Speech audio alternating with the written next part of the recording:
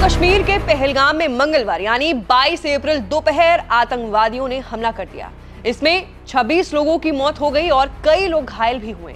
Reports के मुताबिक आतंकी करीब 2 हफ्ते पहले ही भारत में दाखिल हो गए थे। आतंकी पीर पंजाल से वधावन होते हुए पहलगाम पहुंचे। आतंकी हमले के बाद प्रधानमंत्री नरेंद्र मोदी सऊदी अरब दौरे से लौट आए। वहीं बुधवार सुबह एनआईए की टीम श्रीनगर पहुंच गई। दरअसल पहलगाम की बेसरन घाटी को मिनी स्विट्जरलैंड भी कहा जाता है।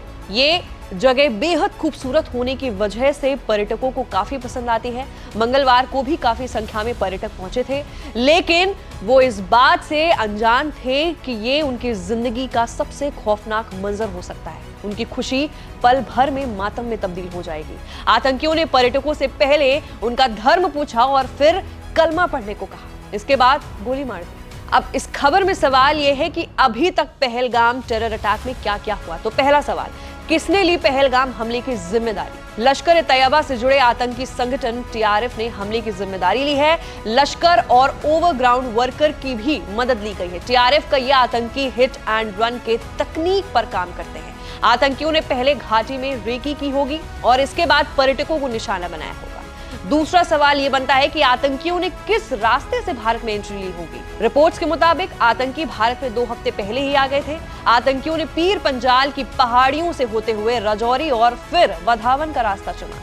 इसके बाद पहलगाम पहुंचे। इस इलाके में बड़ी संख्या में गुज्जर बकरवाल की आबादी है। वहीं प्रधानमंत्री नरेंद्र मोदी ने सऊदी अरब से लौटने के बाद सबसे पहले हमले से जुड़ी जानकारी ली।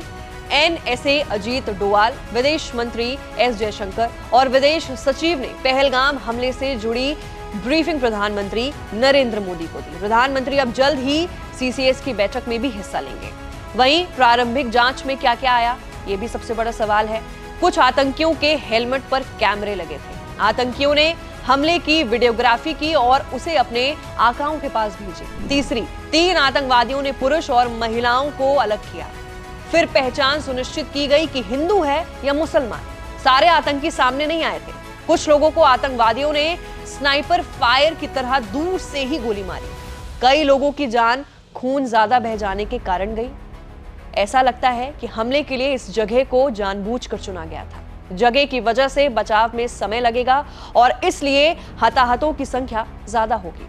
तो फिलहाल के लिए पहलगाम टेरर अटैक को लेकर ये पूरी खबर है कि अभी तक के क्या क्या हुआ इस हमले में। किस लगी आपको ये रिपोर्ट, नीचे दिए गए कमेंट सेक्शन में अपनी राय जरूर रखिए। मैं थी आपके साथ वंशिका सिंह और आप देख रहे हैं एबीपी लाइव।